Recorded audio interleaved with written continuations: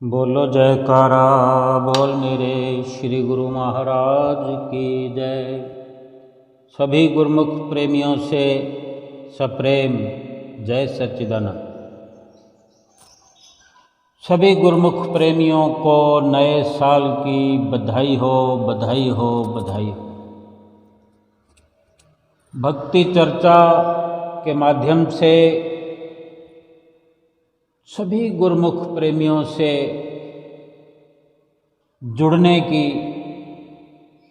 अपार खुशी मन में मेरे समाई है। मेरे सतगुरुदेव महाराज जी के सभी गुरुमुख प्रेमी जो मेरे गुरुमुख बहन भाई हैं, आप सबको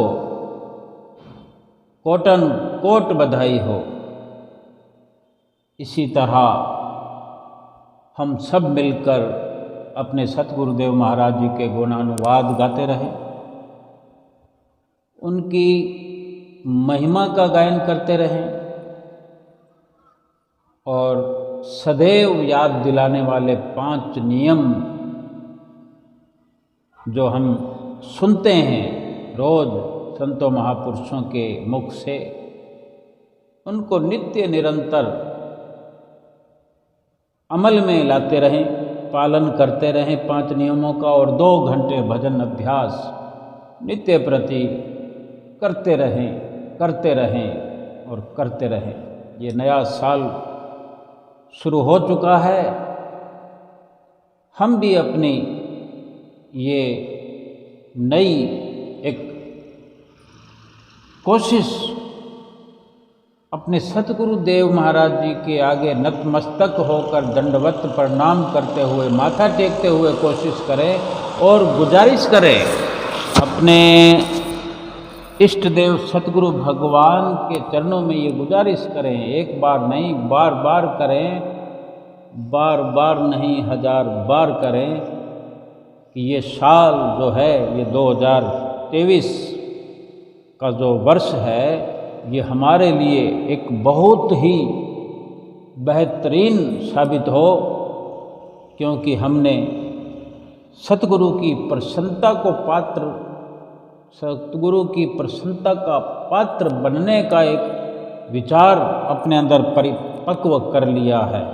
ऐसा जानकर सतगुरु की कृपा के पात्र बने भी सही, प्रसन्नता प्राप्त करें भी सही, जिससे हमारा लोक परलोक संवरता चला जाए। एक कहावत हम सब ने सुनी होगी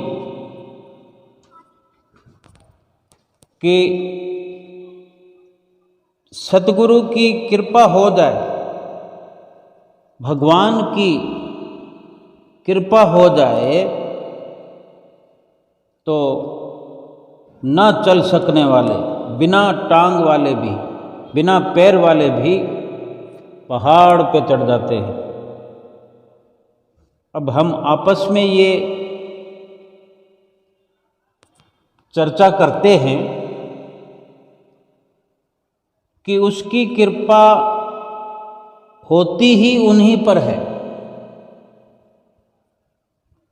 जो नहीं चढ़ सकते, जो लाचार हैं, जो मोहताज हैं। और अगर हम विचार करें, चढ़ते भी वही हैं जो नहीं चढ़ सकते अपनी सामर्थ्य से, वही चढ़ जाते हैं पहाड़ पर। अब चाहे पहाड़ के मायने हम भक्ति से लगाए, पहाड़ का ये उदाहरण है। भक्ति करना पहाड़ से कहीं, पहाड़ की कहीं ऊंची से ऊंची चोटी से भी ऊपर पहुंचना है भक्ति करना, क्योंकि पहाड़ की चोटी पर चढ़कर भी कहीं ना कहीं वो उसका असर, उसकी वाहवाही, उसकी महिमा नाशवान ही है, वो सांसारिक है, नश्वर है। लेकिन ये उदाहरण के तौर पर कहा जाता है, मिसाल दी जाती है कि भगवान की कृपा हो तो लंगड़े भी पहाड़ पर चढ़ जाते हैं। यानी भगवान की कृपा हो, सतगुरु की रहमत हो जाए तो भक्ति की चढ़ाई चढ़ जाते हैं। ऐसे ऐसे गुरमुख, ऐसी ऐसी रूहें जिनको देखकर लगता नहीं कि वो भक्ति प्राप्त कर सकते हैं, क्योंकि संसार में भक्ति ऐसे ऐसे जीव प्राप्त कर जाते हैं जिनकी संसार हर वक्त आलोचना करता रहता है, गिराने की कोशिश करता रहता है, उनकी निंदा, उनको हर वक्त हरास करता रहता है, संसार निराश करता रहता है। लेकिन एक सतगुरु की कृपा और मेहर हो जाने के कारण संसार भर से मोहताज जीव भी भक्ति के उच्चतम शिखर को पहुंच जाते हैं। जिनको अकड़ है अपने पैरों की, पैरों में बढ़िया बढ़िया जूतों की, ये भी एक उदाहरण है। और जिनको अपने बल का भरोसा है, अपनी ताकत का, अपनी शक्ति का भरोसा है, वे पहाड़ के नीचे वाली घाटियों में ही भटकते रह जाते हैं, भटकते रह जाते हैं और अपना जीवन पूरा कर जाते हैं। और ये उदाहरण है भक्ति की चाहत लेकर अपने अहंकार में, अपने बल के घमंड में, अपने सांसारिक पद वैभव की अकड़ में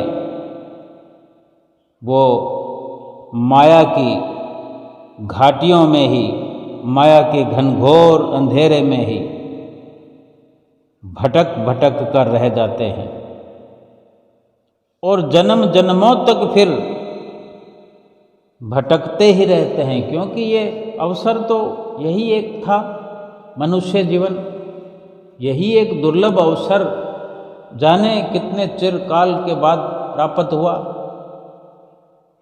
और इस जीवन को जो अकड़ में गुजार दे, अहंकार में नष्ट कर दे, विनाश कर दे अपने इस स्वर्णिम अवसर को, तो फिर जन्मों जन्मों तक फिर भटकना ही पड़ेगा। ईश्वर को पाना हो तो सतगुरु ही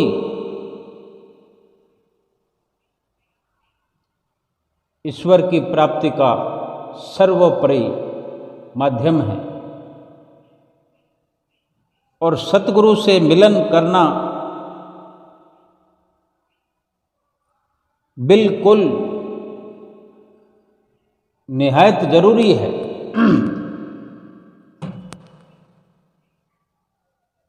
और प्रतीक्षा करना, सब्र करना, अपने आप को विनम्र बनाना, ये सब सीख सतगुरु से ही प्राप्त होती है। और तभी सतगुरु से कृपा प्राप्त होती है। सतगुरु की कृपा भी तभी उतरती है और फिर बड़ी आसानी से भक्ति की प्राप्ति जीव कर सकता है। हमें सब्र से, हमें प्रार्थना से, पुकार से अपनी सूरत को सतगुरु के बताए हुए नियमों में जोड़ते हुए, सुमरन करते हुए, भजन अभ्यास करते हुए और साथ के साथ प्रेम भरी इंतजार करते हुए और विश्वास अटल अपने हृदय में करते हुए भक्ति के एक से एक बढ़कर सोपान पर पार करते हुए एक से एक ऊंचे शिखर को प्राप्त करते चले जाएंगे। सतगुरु ने हमारे लिए ये कितना सुंदर अवसर बनाया है। कभी हमने सोचा हो कि सतगुरु हमसे कभी नहीं पूछते, कभी नहीं हमारे हालात को पढ़ते कि हम गरीब हैं, अमीर हैं, क्या हमारी स्थिति है, हम गोरे हैं, काले हैं, ऊंचे कुल वाले हैं या नीच योनियों में, नीचे कुल वाले, नीच कुल में, नीच जाति में हमने जन्म लिया है। कभी नहीं हमसे पूछते, बल्कि उस श्रेणी में लाकर हमें खड़ा कर देते हैं जिस श्रेणी में, जिस लाइन में आने के लिए देवी देवता भी तरसते हैं। ये हमारे सतगुरु का कितना उपकार है हम पर। हम गुरमुख प्रेमियों को कहाँ से कहाँ पहुँचा देते हैं। महापुरुषों के वचन है, नीच नीच सब तर गए, नीच नीच सब तर गए, संत शरण जो लीन, जाति के अभिमान में डूबे बहुत कुलीन। हमारी हौसला अफजाई करते हैं। केवल सतगुरु को भक्ति प्यारी है, भक्ति करने वाले भक्त प्यारे हैं, सेवा करने वाले सेवक प्यारे हैं। हम सेवक बन जाएं, सेवा करने वाले सेवक बन जाएं। हम भक्त बन जाएं, भक्ति करने वाले भक्त बन जाएं। गुरुमुख बन जाएं, गुरु की आज्ञा मानने वाले गुरुमुख बन जाएं।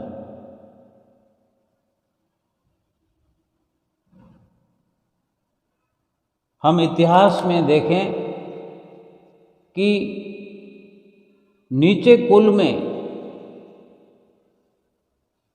नीची जाति में जन्म लेकर ऊंचे से ऊंचे शिखर पर पहुंच जाने वाले सतगुरु की कृपा से, दया से, मेहर से ऐसे पद को प्राप्त करते हैं कि बड़े बड़े राजा महाराजा, करोड़पति, अरबपति, धनाढ़े लोग उन्हीं ऊंचे पद वाले संतों की पदवी को प्राप्त करने वाले, महात्माओं की पदवी को प्राप्त करने वालों के चरणों में जाकर के अपना माथा रगड़ते हैं। ये भक्ति का असर है, ये भक्ति का दर्जा है।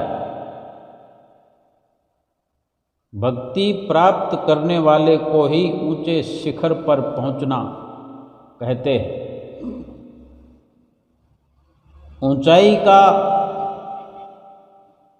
जो दर्जा मिलता है वो नीचे झुकने से ही मिलता है। पहले वो अपनी सतगुरु की चरण शरण प्राप्त करते हैं। ऐसे गुरुमुख उनकी संगत सोहबत में रहकर दंडवत प्रणाम करते हुए हर पल प्रतिपल अपने सतगुरु के समर्पण हुए, नतमस्तक हुए, उनसे शिक्षा प्राप्त करते रहते हैं। एक विनम्र जीवन अपना बनाते हैं। ऊंची से ऊंची, गहरी से गहरी श्रद्धा को जगाते हैं। अपना श्रद्धावान बन करके सुंदर सुंदर भाव अपने सतगुरु के प्रति अपने हृदय में संजोते हैं और फिर सतगुरु की जो प्रसन्नता बरसती है, सतगुरु का जो प्यार बरसता है ऐसे सेवकों पर, ऐसे भक्तों पर, कहाँ से कहाँ पहुँच जाते हैं। लोक परलोक तो उनका संवरता ही है। सतगुरु अपने ऐसे अनन्य भक्तों को इस काबिल बना देते हैं, अपने जैसा बना देते हैं कि वो लाखों हजारों करोड़ों को इस भवसागर से पार करने वाले भक्ति की शक्ति से माला माल कर देते हैं कि वो आप तो तरते ही हैं, दूसरों को भी तराने के योग्य बन जाते हैं। महापुरुषों के वचन भी हैं कि पारस में और संत में बड़ो अंतरो जान, वो लोहा कंचन करे वो कर ले आप समान।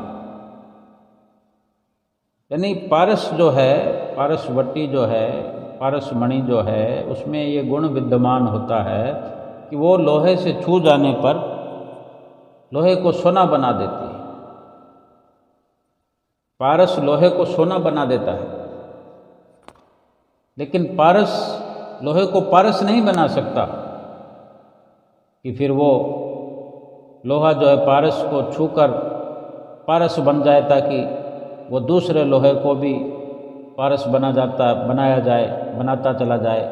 नहीं, वो लोहे को सोना बनाकर छोड़ देता है, बस कंचन बना के छोड़ देता है, अपने जैसा नहीं बनाता।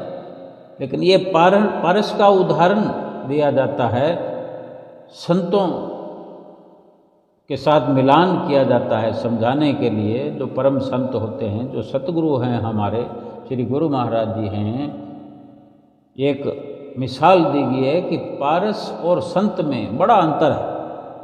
वो केवल लोहे को कंचन बनाता है, सोना बनाता है, लेकिन पारस लोहे को पारस नहीं बनाता। लेकिन संत अपने गुरुमुखों को, सेवकों को संत बना देते हैं, अपने साथ मिला लेते हैं, उनका सब मैं मेरी मिटाकर अपने साथ मिला करके उनका भवसागर से बेड़ा पार कर देते हैं।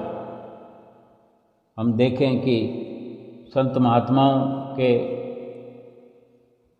जो श्री गुरु महाराज जी की कृपा से जो महात्मा बनते हैं, संत बनते हैं और सतगुरु की आज्ञा से भक्ति का प्रचार करते हैं, जहाँ भी जाते हैं, क्या हम जैसे गुरुमुख प्रेमी उन महात्मा जनों का आदर सत्कार, उनका माथा टेकते हैं, उनके चरण छूते हैं कि नहीं छूते हैं? तो ये सतगुरु की कृपा से ही संभव है। और फरमाते भी हैं, वर्णन है, किसी काम के थे नहीं कोई न छूता छाँव, सतगुरु की कृपा भई पूजन लागे पाँव। ये उन महात्मा जनों के वचन हैं। वो अपना अनुभव बताते हैं कि हमें कोई पूछता नहीं था दुनिया में। हमने जब संतों महापुरुषों की चरण शरण ली, सतगुरु की शरण ली, सतगुरु की कृपा हुई, सतगुरु की आज्ञा में चले, सतगुरु की भक्ति को प्राप्त करने के लिए हमने प्रयास शुरू किया, तो ऐसी सतगुरु की प्रसन्नता उतरी कि आज दुनिया हमारे पाँव छूती है। ये सतगुरु की कृपा है, वरना हम किसी काम के नहीं थे। और वास्तव में दुनिया में इंसान किस काम का है? किसी काम का तो नहीं है। अगर भक्ति नहीं करता है, केवल आम दुनियादार बन के रहता है, संसारी बन के रहता है कि संसार में जन्म हो गया, खाया पिया पहना हंडाया, ऐश इशरत, घर बना लिया, मकान बना लिया, कुटुंब परिवार बना लिया, बिजनेस कर लिया, लाखों करोड़ों अरबों खरबों कमा लिया, जमीन जायदादें बना ली, अपने आप को शरीर को संवारते रहे, शरीर को सजाते रहे, घर को सजाते रहे, सुंदर से सुंदर व्यवहार आपस में करते रहे, लेकिन भक्ति नहीं की तो खाली के खाली निठल्ले इस दुनिया से चले जाएंगे। कौन पूछने वाला है? वो तो सब का सब मतलब परस्ती है। जहाँ जहाँ जिस जिस से भी हमने संपर्क किया, जिस जिसके भी संपर्क में आए, जो जो भी हमारे संपर्क में आया है, वो सब के सब मतलब परस्ती है संसार के अंदर। आज उसको काम है तो कल मुझे काम है, आज उसने मेरा काम नहीं किया तो कल मैं उसका काम नहीं करूँगा। लेना देना सब हिसाब किताब बंद। 1 मिनट में रिश्ता जुड़ जाता है, 1 सेकंड में रिश्ता टूट जाता है, कितना ही गहरा रिश्ता हो। जिस पत्नी के साथ पति 7 फेरे लेता है और पत्नी पति के साथ 7 फेरे लेती है, एक दूसरे के साथ कितना एक अहम एक रिश्ता बनता है। और छोटी सी बात के लिए, छोटी सी मतलब परस्ती कहीं टूटती है कि वो उसका कहना ना माने या वो उसका ना कहना माने। थोड़ी सी बात बिगड़ गई कि दोनों के रास्ते अलग अलग होते हैं, कितना कलेश हो जाता है, कितनी मुसीबत हो जाती है। कोई किसी को माफ़ करने के लिए तैयार नहीं है। संसार का तो यही प्यार है, यही संसार का व्यवहार है। किसी भी रिश्ते की कोई कसौटी है, गारंटी है कि कौन सा रिश्ता कितने दिन चलेगा। 2 भाइयों का हो, भाई बहन का हो, 2 बहनों का हो, पति पत्नी का हो, पिता पुत्र का हो, माता और पुत्र का हो, सास बहू का हो, कोई भी रिश्ते की कोई बता सकता है कि कोई गारंटी है कि 2 महीने तक, 4 महीने तक, 2 साल तक, 20 साल तक या 2 दिन तक, कब किस वक्त दरार पड़ जाए रिश्ते में, कुछ पता नहीं। किसी मकान की गारंटी है, किसी सामान की गारंटी है, किसी रुपए पैसे की गारंटी है कि आज हमारे पास करोड़ रुपया है तो क्या कोई दावे के साथ दावा ठोक सकता है कि ये कल तक हमारे पास रहेगा? किसी मकान का कोई लिख कर दे सकता है कि गारंटी है? कोई ऐसी आपदा आ जाए, भूचाल आ जाए, तूफान आ जाए, बाढ़ आ जाए, देखते ही देखते एक क्या सैकड़ों हजारों मकान साथ के साथ बहा ले जाता है पानी। तूफान आ जाए, कितनी तबाही हो जाती है। किसी भी सामान की कोई गारंटी, वैसे तो दावे बांधते हैं।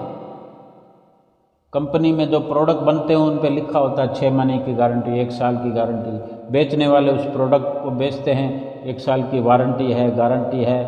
कोई भी बड़ी से बड़ी चीज़ है, छोटी से छोटी चीज़ है, उसकी गारंटी लिखी जाती है। लेकिन एक कुदरती एक निर्णय है कि संसार की किसी बात की, किसी चीज़ की कोई गारंटी ले सकता है? सब के सब गारंटियों के तले रहे हैं, लेकिन गारंटी किसी की नहीं है। रात को बैठा हुआ बंदा सुबह मिलता नहीं है। बड़ी से बड़ी बीमारी से ठीक होकर निकल करके आ जाते हैं, बरसों तक रहते हैं, लेकिन बिना बीमारी के ही रात को आराम से सोते हैं, सुबह उठते ही नहीं। गारंटी कहाँ हुई? जिसको सोच लेते हैं कि ये आईसीयू में चला गया है, वेंटिलेटर पे आ गया है, अब तो 99% गया, लेकिन उसको सुबह वेंटिलेटर से उतार दिया जाता है, वार्ड में शिफ्ट कर दिया जाता है, 2-4 दिन में ठीक होकर घर आ जाता है। उसके बाद में 20 साल तक उसको कुछ नहीं होता, 40 साल तक कुछ नहीं होता, 50 साल कोई कुछ ना होता। गारंटी तो ना हुई ना। जिसको इंसान सोच लेता है कि ये तो गया, लेकिन वो तो जाने का नाम ही नहीं लेता कि उसकी एक्सपायरी और उसकी यहाँ पर रहने की जो समय सीमा है वो इंसान को तो मालूम है ही नहीं। वो तो कुदरत ने, भगवान ने अपने हाथ में रखी हुई है। वो सारी जानकारी, सारा लेखा जोखा इंसान का उसने अपने हाथ में रखा हुआ है। इन रिश्तों का जितना भी किसका किससे कितना रिश्ता है, कितने दिन का है, कब किस वक़्त क्या हो जाएगा, ये सब का सब कुदरत के पास लेखा जोखा है। लेकिन अगर गारंटी है तो ये सेवक और सतगुरु का जो रिश्ता है, इसकी भरपूर गारंटी है, क्योंकि ये शरीर का नहीं, आत्मा का रिश्ता है। शरीर यहाँ से मिला, यहीं पे समाप्त हो जाएगा, यहीं रह जाएगा। ये सामान यहीं पर मिले, यहीं पर विनष्ट जाएंगे, नष्ट हो जाएंगे, पड़े रह जाएंगे, साथ नहीं जाने के, ना कोई साथ ले जा सकता है। लेकिन ये आत्मा का जो रिश्ता है सतगुरु से, सतगुरु परमात्मा से, ये आत्मा और परमात्मा का रिश्ता पहले से था, जन्म लेने से पहले का था, अभी भी चल रहा है, चलेगा और आगे भी रहेगा। क्योंकि आत्मा परमात्मा की अंश जो है, उसी में से जो निकली है, बिछड़ी है, ये विनश नहीं सकता, क्योंकि वो नाशवान तत्व नहीं है, वो अजर अमर है, वो रहने वाला है। जब तक परमात्मा है तो आत्मा भी है। लेकिन ये जो बिछड़ाव है, ये अलगाव है, इसको दूर करने के लिए मनुष्य जीवन की प्राप्ति हुई है। हम मनुष्य जीवन में आए हैं कि ये अलगाव खत्म करना है। जब परमात्मा का अंश है तो परमात्मा के साथ मिले, जो जहाँ का होता है वो वहीं जाता है। अगर थोड़े दिनों के लिए कोई बाहर किसी कार्य के लिए जाता है तो वापस लौटकर तो अपने घर आएगा ना। तो ये जीव आत्मा बिछड़ जाने के कारण, अगर कोई बिछड़ जाता है, अपनी मर्जी से थोड़े दिन जाए, अपनी मर्जी से तो संत महापुरुष जैसे दुनिया में आते हैं हमारे लिए, हम भी अपनी मर्जी से मांग कर ये शरीर लाए हैं और भगवान ने हम पर दया करी है। और मर्जी से इसलिए मांग कर लाए हैं कि हम दुख पा रहे हैं। हम अपनी जीवात्मा को दुखी नहीं देख सकते। हम अपनी जीवात्मा को अगर परमात्मा के साथ मिलाने का सफल प्रयास इसमें करें, मनुष्य जीवन में, मनुष्य शरीर को पा करके, तो ये हमारे दुख मिट जाएंगे, हमारे आने का मकसद पूरा हो जाएगा। अगर कोई बच्चा माता पिता से बिछड़ जाए, अपने पिता से बिछड़ जाए, तो फिर ये तो पता नहीं कब मिलेगा, आपस में कब मिलन होगा। लेकिन जब कोई सज्जन पुरुष के वो संपर्क में आ जाए, वो बच्चा जब भी आए, आजकल तो ये मीडिया का ज़माना है, देखो कोई बिछड़े वाले, लेकिन वो भी तब है कि वो बिछड़ा हुआ बच्चा किसी मीडिया कर्मी के हाथ में आ जाए, किसी आजकल कई प्रकार की ऐसी संस्थाएं हैं, कई भले लोग हैं जो इस प्रकार के ये संस्थाएं चलाते हैं, जो मददगार लोगों की होती हैं, मदद करने वाले होते हैं। बिछड़े हुए ऐसे बच्चे उनको कहीं मिल जाते हैं तो वो अपनी उसमें संस्था में ले जाते हैं। कोई वृद्ध बिछड़ जाता है अपने घर वालों से या अपना घर का रास्ता भूल जाता है, तो उनको उनके संपर्क में आ जाए तो ऐसे वृद्धाश्रम होते हैं, वहाँ उनको वो अपने पास रख करके फिर वो प्रयास शुरू करते हैं। एक से एक कड़ी जुड़ती है उनकी, वो मीडिया कर्मी को बुलाते हैं, आपस में मिलकर सलाह करते हैं, फिर उसकी जानकारी सबको भेजी जाती है। आजकल बहुत सहूलत है, ये सहूलत तो इस दुनियादारी में बढ़ रही है आज, लेकिन प्रभु परमेश्वर के घर तो ये आद जुगाद से सहूलत चालू है कि आत्मा जो हमारी बिछड़ी है परमात्मा से, इसको मिलाने के लिए सहूलत तो सदियों से है कि सतगुरु इस धरती पर अवतरित होते ही हैं, किसी न किसी रूप में आते रहते हैं। हम जैसी बिछड़ी हुई रूहों को परमात्मा के साथ मिलाने का ये जो उनका कार्य है, जो इस कारण से ही इस धराधाम पर अवतरित होते हैं, तो वो ऐसा कार्य करके अपने संपर्क में आने वाले जीवों को, और सतगुरु तो गुरुमुख प्रेमियों को जो रूहें हैं उनकी वो पकड़ प्रयास करते हैं। आज अगर ये संस्था है हमारे सतगुरु की, श्री आनंदपुर दरबार की एक पंथ है, श्री परमहंस अद्वैत मत चलाया हमारे श्री परमहंस दयाल महाराज जी ने। अब आने वाले आएंगे तभी तो संपर्क होगा। सतगुरु ने अपनी तरफ से कितनी जद्दोजहद कर रखी है, कितना अथक प्रयास किया हुआ है कि हर किसी रूह को ये सहूलत प्राप्त हो सकती है कि वो अपनी आत्मा को परमात्मा से मिलाने का ये लाभ प्राप्त कर सकता है। और हम जैसा कि जुड़ चुके हैं, हमें ये अनुभव हो गया है, हमें ये समझ आ गई है, आती चली जा रही है, लेकिन हमारा क्या प्रयास हो रहा है, हम कितना प्रयास कर रहे हैं? क्या हम परमात्मा से मिलने का प्रयास कर रहे हैं? अगर कर रहे हैं तो हमने जो अपनी मर्जी से ये मनुष्य शरीर की मांग की, मनुष्य जीवन में आने की मांग की, हमारी बरसों से सदियों से ये जीवात्मा परमात्मा से बिछड़ी, आज ये जीवन जो हमें मिला हुआ है, सतगुरु ने अपार रहमत करके, अपार कृपा करके और हमें बुलाने के लिए, जोड़ने के लिए हमें कहीं 2000 किलोमीटर से ढूंढते ढूंढते नहीं आना।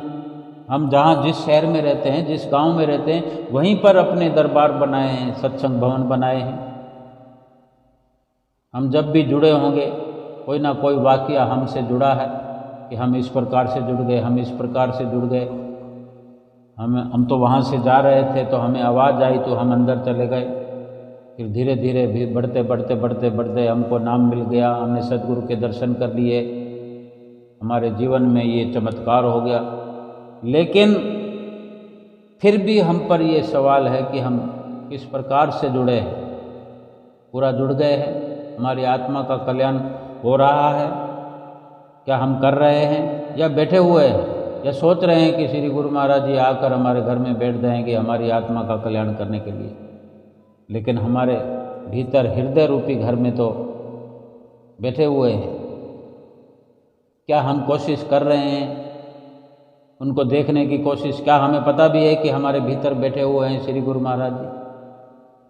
या हम कहीं संसारिक घरों को देखने में लगे हुए हैं, संसारिक रिश्ते निभाने में लगे हुए हैं, नाम भी हमें मिल गया है, फिर भी हम अचेत होकर के बैठे? तो कितने दुख की बात है, कितनी मुश्किल पड़ने वाली है हमारे लिए कि ये एक इतना स्वर्णिम अवसर मिला था, उसको हम पल पल पल पल पल पल दिन दिन करके, महीने महीने करके, साल साल करके खोते चले जाते हैं, खो रहे हैं हम। और ये देखो 2022 चला गया, क्या 2023 भी इसी प्रकार निकाल देवें हम? क्या हम निकाल देंगे ऐसे? क्या हमें संकल्प नहीं लेना चाहिए? क्या हमने अपने अंदर ये एक मजबूत इरादा हमें नहीं करना चाहिए कि ये 2023 जो है हमारे जीवन में एक नया रंग भरेगा और इसके लिए हम स्वयं ही जिम्मेदार होंगे? अपने जीवन को रंगने के लिए, भक्ति के रंग में रंगना है हमें। हम कोशिश तो करें। जो हमें पर्याप्त है भक्ति के रास्ते पर, जो हमें प्राप्त हो रहा है वो पर्याप्त नहीं है, वो बहुत कम है, वो थोड़ा है, थोड़े से भी थोड़ा है, और बहुत से बहुत प्राप्त करना है, आगे से आगे, ऊंचे से ऊंचे शिखर पर जाना है। अगर किसी को समुंदर में तैरना हो तो बहुत लंबी उड़ान उड़ना पड़ता है, बहुत लंबी जुगत लगानी पड़ती है। ऐसे ही थोड़ी कहते हैं कि भव सागर पार करना, यानी सागर का जहाँ नाम दे दिया है वो सागर अथाह होता है, उसको अपने ताकत से, अपने शौर्य से, अपनी हिम्मत से पार किया नहीं जा सकता। उसके लिए, बड़े सागर के लिए बड़ी शक्ति वाला भगवान सद्गुरु रूप में जो अवतरित हैं उसका साथ चाहिए। किसी सागर में जाकर, पानी में जाकर डुबकी लगाने को और उसमें तैर कर पार होने को भव सागर पार करना नहीं कहते। ये मायावी जो संसार है, माया का जो बिखराव है, इसको पार करना बहुत मुश्किल है। और सतगुरु की कृपा के बिना तो असंभव है, नामुमकिन है। और सतगुरु की कृपा हो जाए तो सरल से सरल हो जाएगा। घर बैठे ही भवसागर पार किया जा सकता है। सतगुरु ने कितनी हमारे लिए रचनाएं रचाई हैं, हमारे शहर में कुटियाएं बनाई हैं, आश्रम बनाए, सत्संग भवन बनाए हैं। थोड़ी सी वहाँ सत्संग भवन वाले को भनक लग जाए कि कोई आने का ख्याल भर कर रहा है तो उसके घर पहुँच जाते हैं जोड़ने के लिए। क्या ये सतगुरु की कृपा नहीं है? क्या ये सतगुरु का प्रयास नहीं है कि हमें घर से उठा लाते हैं,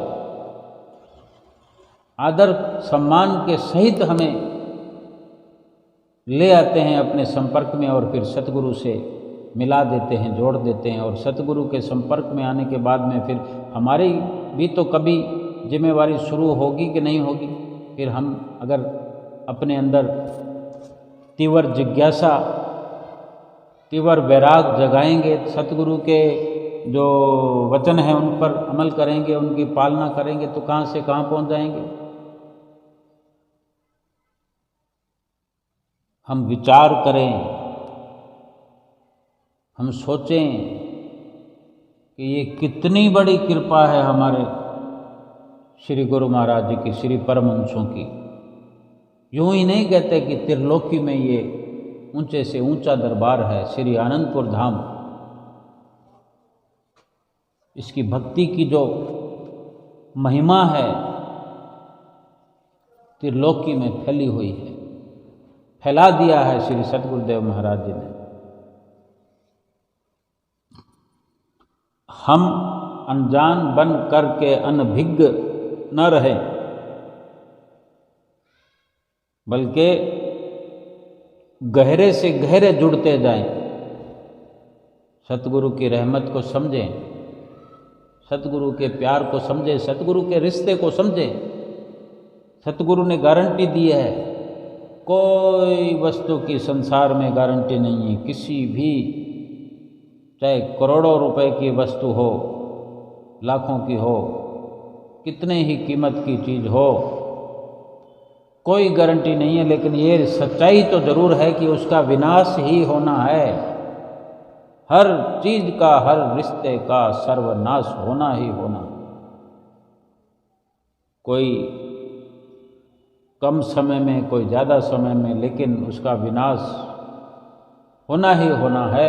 सतगुरु का रिश्ता, सतगुरु की भक्ति, सतगुरु से मिला हुआ नाम, ये अजर है, ये अमर है, ये शाश्वत है। गारंटी की ज़रूरत नहीं है अपने आप में, इसकी कोई एक्सपायरी नहीं है कभी भी। फिर भी सतगुरु ने समय समय पर वचन फरमाए हैं कि 2 घंटे भजन अभ्यास करो, 5 नियमों की पालना करो, लोक और परलोक में हम जिम्मेवार हैं। और कुछ लेते नहीं हैं सतगुरु, देते ही देते हैं। कोई अगर ये विचार करे कि मैंने अपने सतगुरु को ये भेंट कर दिया, ये सतगुरु को हमने मत्था टेक दिया, ये सतगुरु के आगे रख दिया, तो वो क्या है उसमें? वो वही सामान है संसार का। हमने जो ये सोच लिया कि हमने ये उपहार सतगुरु के आगे भेंटा किया, हमने गुलदस्ता किया, हमने फूल दिया, हमने लाखों भेंटा किए, करोड़ों भेंटा किए, हमने मकान दे दिया, प्लॉट लेकर हमने गुरु महाराज जी को भेंटा कर दिया। अरे गुरु महाराज जी को हम सोचें कि क्या चाहिए, और हमने दिया तो क्या दिया? वही संसार के नाशवान पदार्थ तो हमने आके रखे ना। सतगुरु ने हमें क्या दिया? शाश्वत, कभी ना मिटने वाला वो नाम हमें बख्शिश किया है। उसको जपने से हमारी पीढ़ियां तर जाती है। एक बंदा भी अगर घर के अंदर 2 घंटे भजन अभ्यास करने वाला है, एक बंदा भी, जिस घर में 2 घंटे भजन अभ्यास एक प्राणी भी, एक भी जीव, एक भी गुरुमुख करता है, 5-6 लोग हैं घर में, एक बंदा अगर परफेक्ट 2 घंटे सुमरन और 5 नियमों की पालना करता है और हर किसी को जोड़ने का प्रयास कर रहा है, चाहे थोड़ा थोड़ा ही शब्द उड़ते हैं, लेकिन एक जीव भी पूरा नित्य नेम से भरपूर जीवन व्यतीत करता है, उसका एक परिवार तो क्या, आगे वो परिवार बढ़ता रहेगा, उसकी 7 पीढ़ियां तर जाती है। इतना बड़ा असर सतगुरु के द्वारा बख्शे हुए नाम में, सतगुरु के नाम में ऐसी शक्ति, लोक और परलोक संवर जाए। दुनिया में कोई वस्तु नहीं, कोई रिश्ता ऐसा नहीं कि 2-4 दिन संवार दे, सब मतलब में लगे हुए हैं। और अगर हम मतलब वालों के साथ मिलकर अपनी मतलब परस्ती पूरी करने में लगे रहेंगे, उसने हमारा काम कर दिया तो हम उसके काम में आते रहेंगे, उसने हमारा काम नहीं करा तो हम उसका काम नहीं करेंगे। अंदर ही अंदर ज्वेलिसी, ईर्ष्या, द्वेष, ईगो, अहंकार में एक दूसरे से सड़ते रहेंगे, सड़ सड़ के अपना जीवन पूरा कर देंगे। सड़ना तो ये शरीर है, लेकिन भक्ति भजन का सरमाया हासिल करके, भक्ति भजन की दौलत, भक्ति की कमाई करके, सतगुरु से प्रसन्नता प्राप्त करके इस शरीर का जो भी हश्र हो वो तो होना ही है, लेकिन अपनी कमाई तो कर लें, अपना लोक परलोक तो संवार लें। जिसने लोक परलोक संवारने के लिए अपने भक्ति के रास्ते पर चल करके मंजिल प्राप्त कर ली है, ऊंचे शिखर को प्राप्त कर लिया है, करने में लगा हुआ है, करता चला जा रहा है, बढ़ता चला जा रहा है, संसार के रिश्तों की, संसार के सामानों की, पूरे संसार की असलियत को जान लिया है, समझ लिया है, और वहाँ से अपनी सुरती हटा ली है। संसार में भली रहे, संसार में भली रहे, संसार में व्यवहार भले करे, उन रिश्तों के साथ निभाए, लेकिन ये समझ होना चाहिए कि ये सब के सब मतलबी हैं, स्वार्थी हैं। मेरा अपना तो रिश्ता जो है सतगुरु के साथ निभने वाला है, परमपिता परमेश्वर के साथ निभने वाला है।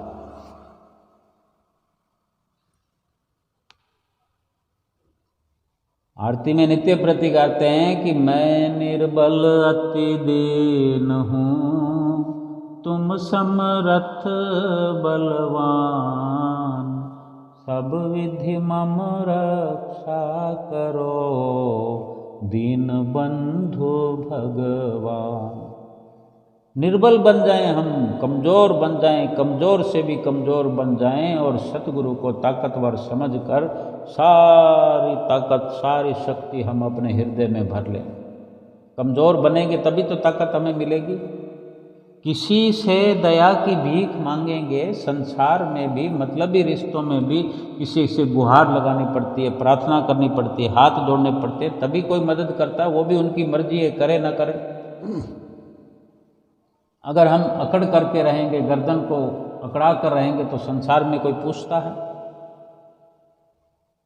चाहे वो बलशाली हो या ना हो, एक करोड़पति हो, गर्दन अकड़ा कर चलता है, उसको गरीब से गरीब, उसके आसपास रहने वाले, फटकने वाले सलूट तक नहीं मारते, देखते तक नहीं।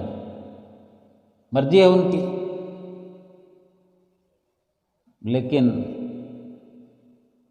सतगुरु के आगे जो सर्वशक्तिमान है, और कितना हमारी परवाह करने वाले हैं, हमको असलियत समझाने वाले सतगुरु, काल से निकाल कर दयाल से मिलाने वाले सतगुरु, भक्ति की कमाई करवाने वाले सतगुरु, सत्य और असत्य का ज्ञान कराने वाले, लोक परलोक संवारने वाले सतगुरु। ऐसे सतगुरु से रिश्ता बनाना है, ऐसे सतगुरु का प्यार अपने दिल में बसाना है, झूठे संसार के प्यार को अपने दिल से खाली करना है, और सतगुरु के प्यार में बढ़ते बढ़ते बढ़ते बढ़ते भक्ति के ऊंचे से ऊंचे शिखर पर पहुंचना है। ये नया साल फिर से सब गुरमुख भाई बहनों को मुबारक हो, मुबारक हो, मुबारक हो। और सभी गुरमुख भाई बहनों से यही उम्मीद है, यही चाहना है कि सतगुरु ने हमारे लिए ही इस धराधाम पर अवतार लिया है, हमको सुखी बनाने के लिए, हमारी जीवात्मा को परमात्मा से मिलाने के लिए। तो हमारा भी फर्ज बनता है कि हम अपने सतगुरु से ढेर सारा प्यार करें, ढेर सारा उनको अपने लोक और परलोक में साथ निभाने वाले सहारे के रूप में देखें कि अगर इस दुनिया के अंदर कोई हमारा सच्चा हितैषी, सच्चा सहारा है, तो वक़्त के संत सतगुरु जिनकी हमें चरण शरण भी मिली है, नाम की बख्शिश मिली है, सत्संग भी सुनते हैं। बस अगर ज़रूरी है तो अमल करना ज़रूरी है, बस अमल करते रहें। सभी गुरुमुख प्रेमी हम खुशियाँ प्राप्त करते हुए, खुशियों से झोलियाँ भरते हुए, और जब सच्ची खुशियाँ मिलती है तो संसारिक खुशियाँ तो परछाई है। संसारिक खुशियाँ भक्ति रूपी खुशियों की परछाई है। जब भक्ति प्राप्त होती है तो संसार के सब सुख भक्तों के, गुरुमुखों के, सेवकों के पैरों के आगे आकर झुक जाते हैं। और यही मेरे सतगुरु की वडाई है, और हमने अपने सतगुरु की चरण शरण अपनाई है। सतगुरु की प्रसन्नता प्राप्त करते हुए इस नए साल में लोक और परलोक सुहेला करने के लिए हम रात और दिन प्रयास करते हुए आगे बढ़ते रहे। बोलो जयकारा बोल मेरे श्री गुरु महाराज की जय।